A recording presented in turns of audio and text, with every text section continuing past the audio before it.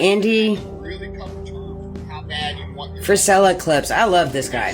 All right. I like 90% of the things he says. Some of it is a little much. But I do agree with like 90% of the stuff that he says. I'll tell you that. And this right here, this is straight facts. What he's saying right here. And it's unfortunate, but it's true.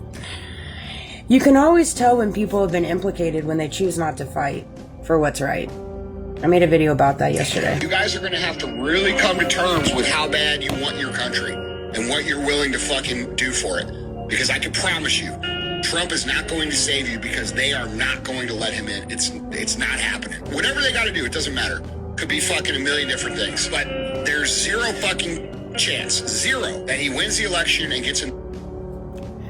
That's the thing. And I don't know how old this was because he's talking about the election, this and that. But at the end of the day, it's not about them not letting Trump in. Because here's the thing. Trump's in now. Trump's in now. And well, if you go back to the things that he said before his election and what he's saying now, they're not aligning. They're not aligning. And when things don't align, that normally is the facts and the facts. That's the truth and the truth. And see, people have been brainwashed and conformed to just turn a blind eye. And then they'll put something out on the news and they'll put some kind of deflection and projection to redirect the storyline.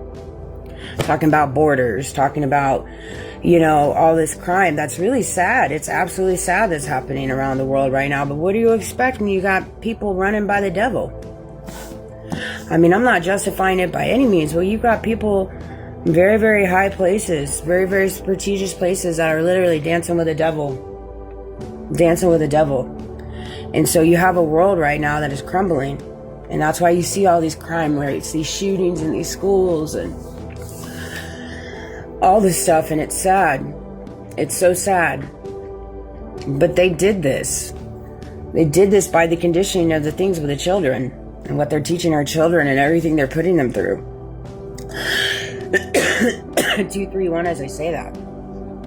Like if I could go back, and my son was like this age right now, I can tell you right now, I'd homeschool him.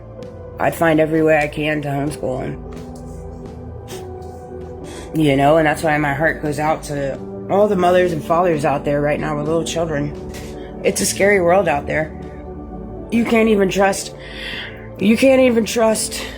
letting your kids go outside and play. Not in any state. Not in any state. Instead, people are talking about that. They're talking about greed and power and money. But see, the problem is there's so much injustice right now, and there's so much imbalancing of the scales, and there's so many people hungry and they can't live. And so when they go through these types of life events, they then turn to crazy activity and doing things. Depression, anxiety, drugs, alcohol, to numb it.